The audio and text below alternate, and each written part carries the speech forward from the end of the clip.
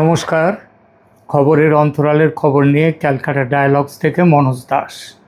ভদ্রলোকের চুক্তি ভেঙে দলের পুরনো রাজনৈতিক লাইনে মানে ভারত বিরোধিতার লাইনে চলতে শুরু করেছিল তারেক রহমানের নেতৃত্বাধীন বাংলাদেশের বিএনপি সরকার। 17 বছর পর মা খালেদা জিয়া মৃত্যুশয্যায় থাকলেও যে পুত্র দেশে ফেরার সাহস জোগাড় করতে পারছিলেন না, সামাজিক মাধ্যমে পোস্ট দিয়ে যাকে বলতে হচ্ছিল আমার একার ইচ্ছায় তো দেশে ফেরা যাবে না, হঠাৎ কার ইচ্ছায় তিনি তার এক সপ্তাহের মধ্যে দেশে ফিরতে পারলেন, সেই গোপন কাহিনী কখনো প্রকাশ করেননি জনাব তারেক রহমান। তবে তিনি প্রকাশ না করলেও সে খবর বাইরে বেরিয়ে এসেছে। বাংলাদেশের ভেতর এবং বাইরে এই খবর চাউর হয়ে গেছে। তারেক রহমানের দেশে ফেরা সম্ভব হয়েছে ভারতের জন্য, স্রেফ ভারতের জন্য। আমেরিকা ছিল না। কেননা নির্বাচনে ইউনূস সরকারের বিদায়ের পর জামাতের সরকার আসুক বাংলাদেশে, এটাই চেয়েছিল আমেরিকা। এই কথা আমার মন গড়া কথা নয়। আমেরিকার এই জামাতি গোপন ছকের খবর বেরিয়েছিল খোদ ওয়াশিংটন পোস্টে। আমেরিকার সেই প্ল্যান ভণ্ডুল করে দেয় ভারত। ভারত শুধু যে তারেক রহমানকে নিরাপত্তা দিয়ে দেশে ফিরিয়ে এনেছিল তা নয়, ফেব্রুয়ারির ইলেকশনে বিএনপিকে জিতিয়ে দিয়ে তারেক রহমানের তাজপোশির ব্যবস্থাও করেছিল ভারত। এই খবরটাও আমার কল্পনা নয়। এই অভিযোগ জামাত সমেত বাংলাদেশের বিএনপি বিরোধীদের। তারা সবাই অভিযোগ করেছিল নির্বাচনে ইঞ্জিনিয়ারিং করে জিতেছে বিএনপি। নেপথ্যে কে ছিল সেই ইঞ্জিনিয়ারিংয়ে? না, যতদূর জানি সরাসরি ভারতের দিকে আঙুল তোলেনি কেউ, তবে ইঙ্গিত স্পষ্ট ছিল। আমেরিকার গোয়েন্দা প্রধান তুলসি গ্যাবার্ড ভারতের জাতীয় নিরাপত্তা উপদেষ্টা অজিত ডোভালকে নির্বাচনের পর মানে বাংলাদেশের নির্বাচনের পর ফোন করে বলেছিলেন, you have won this time, মানে এবার আপনারা জিতে গেলেন। এই খবরও বহুল প্রচারিত। ভারত যে এত সব করেছিল সেটা এমনি এমনি নয়। তারেক রহমানের সঙ্গে দীর্ঘদিন ধরে আলোচনা চালিয়ে যাওয়ার পর, সে আলোচনা যেমন লন্ডনে তারেক রহমানের সঙ্গে হয়েছে, তেমনি হয়েছে ঢাকায় বিএনপি দলের শীর্ষ নেতাদের সঙ্গে, যাদের মধ্যে মির্জা ফখরুল ইসলাম আলমগীর সাহেবও ছিলেন বলে আমাদের কাছে স্পষ্ট খবর আছে। এই সব আলোচনার মধ্য দিয়ে একটা ভদ্রলোকের চুক্তি হয়েছিল তারেক রহমানের বিএনপি দলের সঙ্গে ভারত সরকারের। চুক্তির মূল পয়েন্টগুলো ছিল কি? এক, বাংলাদেশের মাটিতে জামাত সহ অন্য মৌলবাদী ও সন্ত্রাসী শক্তিরা যাতে বৃদ্ধি না পায় সেটা নিশ্চিত করবে তারেক রহমানের সরকার।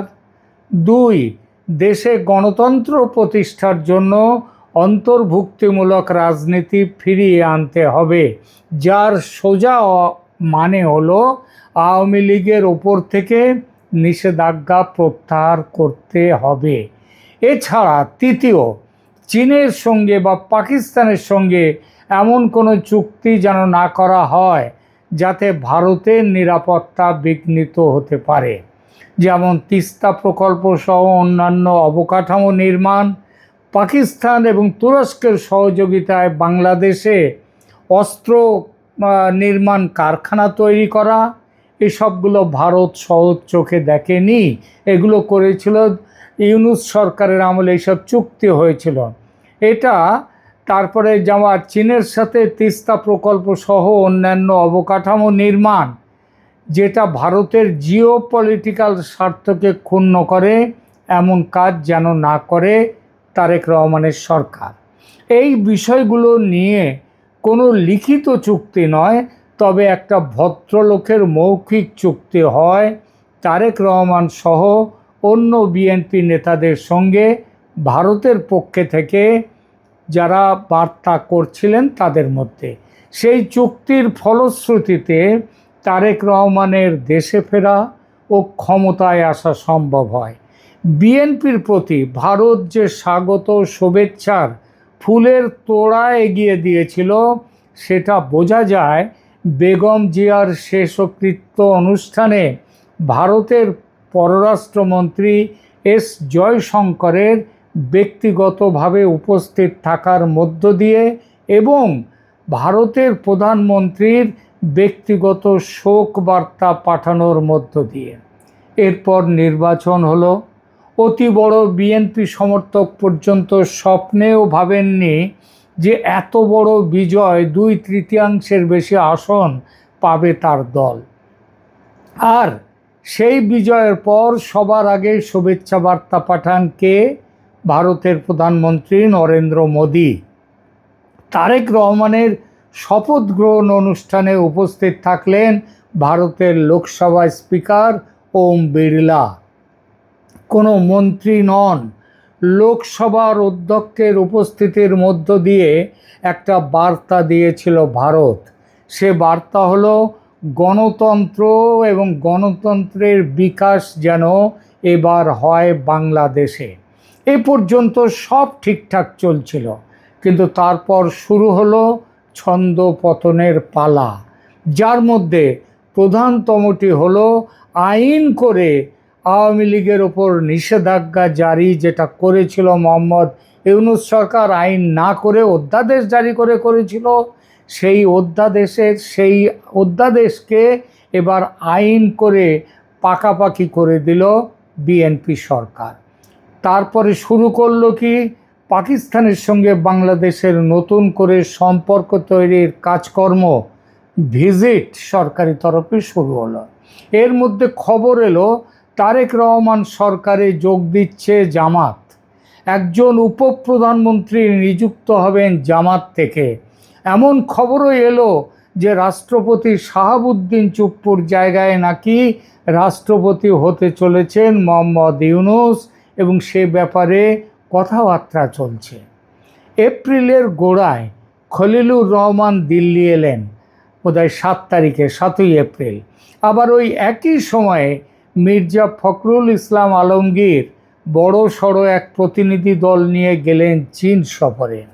সফরের অন্যতম উদ্দেশ্য চীনের কাছ থেকে আর্থিক সহযোগিতা সেগুলো নেওয়া, এবং সবচেয়ে ভারতের পক্ষে যেটা চিন্তার কথা, তিস্তা বাঁধ প্রকল্পে চীনের সহযোগিতায় নির্মাণ করার বিষয়ে আলোচনা। ভারত বুঝল বিএনপি তার পুরনো চেহারায় ফিরছে, মানে ভারত বিরোধিতার চেহারায়। সুতরাং এবার পাল্টা চাপের রাজনীতিতে ফিরে গেল ভারত। ভিসা নীতি হাসিনার আমলের মতো স্বাভাবিক করে নিয়ে যাওয়ার কথা ভাবছিল ভারত, বলেও ছিল সে কথা। ভারতের রাষ্ট্রদূত প্রণয় ভার্মা, তিনি বেশ কয়েকদিন আগেই তিনি ঢাকাতে বলেছিলেন যে ভিসা প্রথা আবার আগের মতো হয়ে যাচ্ছে। এতদিন হয়তো হয়েও যেত সেটা, কিন্তু এবার আটকে দিল ভারত। বাংলাদেশের বিএনপি সরকারের মতিগতি দেখে গঙ্গা জল বন্টন চুক্তি, যেটা এবছর শেষ হয়ে যাওয়ার কথা, সেই জল বন্টন চুক্তি নিয়ে আলোচনাও করলো না। ভারতের মধ্য দিয়ে যে ট্রান্সশিপমেন্ট সুবিধা মোহাম্মদ ইউনূসের আমলে আটকে দিয়েছিল ভারত, সেটা আবার আগের অবস্থায় নিয়ে যাওয়ার কথা বলেছিল ভারত, ভাবছিল এবং বলেও ছিল, সেই সুবিধাও আটকে রাখলো। আর এটুকু করেই যে ক্ষান্ত হলো তা নয়, খলিলুর রহমানের সঙ্গে আলাদা বৈঠক করে অজিত ডোভাল তার হাতে কিছু কাগজপত্র তুলে দিলেন। হাতে কলমে প্রমাণ দিয়ে দেখালেন যে বাংলাদেশ সেনাবাহিনীর মধ্যে পাকিস্তানি সন্ত্রাসী গোষ্ঠীর কি ভয়ঙ্কর অনুপ্রবেশ ঘটে গেছে। এই অনুপ্রবেশ ভারতের নিরাপত্তার জন্য অতীব বিপজ্জনক। ডোভাল স্পষ্ট জানিয়ে দেন যে বাংলাদেশ সরকার তার বাহিনীর মধ্যে এই সন্ত্রাসী অনুপ্রবেশের বিরুদ্ধে ইমিডিয়েটলি জরুরিভাবে ব্যবস্থা না নিলে তারেক রহমান সরকারকেও মোহাম্মদ ইউনূস সরকারের মতো একই দৃষ্টিতে দেখতে শুরু করবে ভারত। সম্পর্ক স্বাভাবিক করার কোনো প্রশ্ন নেই। আর এই যে চাপ, এই চাপের মুখে মাথা নোয়াতে বাধ্য হলো বাংলাদেশ। আপনারা শুনেছেন যে গত 20শে এপ্রিল তারিখ থেকে বাংলাদেশের সরকার তাদের বেশ কিছু নৌবাহিনী, এই বিমান বাহিনীর বেশ কয়েকজন উচ্চপদস্থ অফিসারকে গ্রেপ্তার করেছেন। কেউ কেউ আবার ঘা ঢাকা দিয়েছেন, গ্রেপ্তার হননি। 23শে এপ্রিলের একটি রিপোর্ট বলছে 20 এপ্রিল ভোরে ঢাকার অন্তত 2টি বিমান বাহিনী স্থাপনায় গোয়েন্দা তৎপরতার ভিত্তিতে অভিযান চালানো হয়।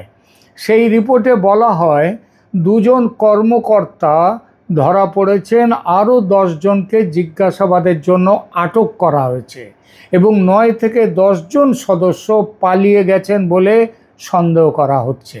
পরবর্তী আরও রিপোর্টে বলা হয়েছে অভিযান শুধু ঢাকায় সীমিত ছিল না, চট্টগ্রাম ও যশোর সহ একাধিক ঘাঁটিতেও নজরদারি ও তল্লাশি বাড়ানো হয়েছে।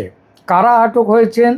বিভিন্ন প্রতিবেদনের সংখ্যায় কিছু অমিল আছে, তবে একটি ধারাবাহিকতা দেখা যাচ্ছে। অন্তত 2 জন কমিশনড অফিসার, কয়েকজন ওয়ারেন্ট অফিসার এবং জুনিয়র কমিশনড অফিসার ও বিমান সেনাদের একটি অংশ তদন্তের আওতায় এসেছে। এক রিপোর্টে বলা হয়েছে 1 সপ্তাহে 20 জনের বেশি লোককে আটক করা হয়েছে, যার মধ্যে বিমান বাহিনীর সদস্যদের পাশাপাশি এক বিমান ঘাঁটির ভেতরে যে মসজিদ, সেই মসজিদেরও একজন ইমাম ছিলেন। আর এক বাংলা রিপোর্টে 2 জন স্কোয়াড্রন লিডার, 10 জন জুনিয়র কমিশনড অফিসার, বিমান সেনা এবং একজন ইমাম আটক হওয়ার কথা বলা হয়েছে। অভিযোগের প্রকৃতি কিন্তু ভয়ঙ্কর। মূল অভিযোগটি হলো বিমান বাহিনীর কিছু সদস্যের সঙ্গে তেহরিক-ই-তালিবান পাকিস্তান টিটিপি তাদের যোগাযোগ বা প্রভাবের সূত্র পাওয়া গেছে। একটি বিস্তৃত প্রতিবেদনে বলা হয়েছে তদন্তের সূত্রপাত হয় এক অনুপস্থিত ওয়ারেন্ট অফিসারকে টিটিপির সংশ্লিষ্ট একটি আস্তানা থেকে গ্রেপ্তারের পর, এবং সেখান থেকে আরও বড় নেটওয়ার্কের ইঙ্গিত মেলে। একই সূত্রে আরও দাবি করা হয়েছে কয়েকজন সংশ্লিষ্ট ব্যক্তি বিদেশে চলে গেছেন, পালিয়ে গেছেন এবং কক্সবাজারের উখিয়া অঞ্চলে একটি প্রশিক্ষণ শিবির গড়ে তোলার চেষ্টাও চলছিল। ওপর এটাকে সাধারণ প্রশাসনিক ব্যবস্থা মনে হলেও এর গভীরে রয়েছে ওই যে আন্তর্জাতিক গোয়েন্দা কূটনীতি এবং দিল্লির ওই গোপন বৈঠকের প্রভাব। খলিলুর রহমান ও অজিত ডোভালের মধ্যের বৈঠক, সেখানে কি আলোচনা হয়েছে তার কোনো রিড আউট না ভারত না বাংলাদেশ কেউ দিয়েছে, কেউ দেয়নি সেটা। কেন দিল্লির নির্দেশে ঢাকায় শুদ্ধি অভিযানে নামলো? আগেই বলেছি, চাপের নাম বাপ। তারেক রহমান সরকার ভারতকে তুষ্ট করতে নিজের বাহিনীর ওপর এই সার্জিক্যাল স্ট্রাইক চালাতে বাধ্য হলো এবং এই পুরো প্রক্রিয়ায় সেনাপ্রধান জেনারেল ওয়াকারুজ্জামান তিনি কিন্তু সাহায্য করেছেন এবং নিজের ক্ষমতাকে সংহত করেছেন। তিনি আগেই বলেছি ঘটনার সূত্রপাত ওই যে ইন্টেলিজেন্স ইনপুট শেয়ারিং, সেটা হচ্ছে খলিলুর রহমানের দিল্লি সফরে। এবার শুধু যে মনে রাখবেন যে শুধু বিমান বাহিনীর ব্যাপারে যে খবর দেওয়া হয়েছে তা নয়, বাংলাদেশ বিমান বাহিনীর কিছু সদস্য গ্রেপ্তার হয়েছে ঠিকই, তেহরিক-ই-তালিবান পাকিস্তানের সাথে যোগাযোগের অভিযোগে এবং এছাড়া অন্যান্য কট্টরপন্থী সংগঠনের সঙ্গেও সেনাবাহিনীর অফিসারদের এমনকি নৌবাহিনীর অফিসারদেরও যোগাযোগ রয়েছে। সে খবরও সেই ইনপুটও ভারতের তরফ থেকে দেয়া হয়েছে বাংলাদেশকে। এবং বাংলাদেশ আজকে শুধু বিমান বাহিনীর অফিসারদের গ্রেপ্তার করেছে, কিন্তু আগামী দিনে শুধু বিমান বাহিনী নয়, সামরিক ও বেসামরিক বিভিন্ন সংস্থার উপরে বিভিন্ন জায়গাতেই কিন্তু গ্রেপ্তার করতে বাধ্য হবে তারেক রহমান সরকার। কারণ বড় হিসাব দিয়েছে ভারতের তরফ থেকে দেয়া হয়েছে। এবং শুধু যে সব মিলিয়ে বাংলাদেশের সামরিক বাহিনী এখন এক ক্রান্তিকাল পার করছে। আপাত দৃষ্টিতে মনে হচ্ছে তারেক রহমান সরকার ভারতের দেয়া ইন্টেলিজেন্স ব্যবহার করে ঘরের শত্রু বিভীষণদের সাফ করছে, কিন্তু এর ফলাফল কী হবে? সামরিক বাহিনীর ভেতর কি কোনো চাপা ক্ষোভ তৈরি হবে? সেটাও বলেছে যে সেরকম হলে এই শুদ্ধি অভিযান একটা নতুন কৌশলগত মোড়ে দাঁড় করিয়ে দেবে বাংলাদেশকে।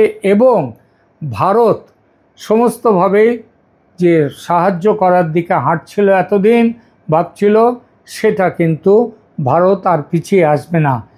তবে কত তাড়াতাড়ি আওয়ামী লীগের ওপর থেকে নিষেধাজ্ঞা প্রত্যাহার করা হয় সেটা আইন আদালতের মাধ্যমেও প্রত্যাহার হতে পারে, অথবা এই সরকার থেকে আইন পাশ করে নতুন করে আইন পাস করেও সেটা করতে পারেন। কিন্তু মোদ্দা কথা হচ্ছে বাংলাদেশে জামাতি ইসলামকে কোনো রকমভাবে তাদের জায়গা ছেড়ে দেওয়া চলবে না এবং সেখানে গণতন্ত্রের বিকাশের জন্য অন্তর্ভুক্তিমূলক রাজনীতি সেখানে শুরু করতে দিতে হবে। অর্থাৎ আওয়ামী লীগকে এর ওপর থেকে নিষেধাজ্ঞা প্রত্যাহার করে তাদেরকে রাজনীতিতে নামার সুযোগ দিতে হবে এবং প্রয়োজনে শেখ হাসিনার ওপর যে মৃত্যুদণ্ড দেয়া হয়েছে সেই রায়কে বাতিল করতে হবে। কারণ যে ক্রাইম ট্রাইব্যুনাল যার মারফতে এই রায় দেওয়া হয়েছে সেটাই হচ্ছে অবৈধ।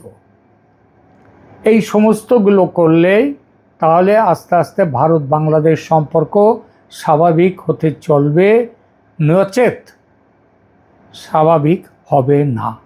আপাতত এখানেই রাখছি। ধন্যবাদ।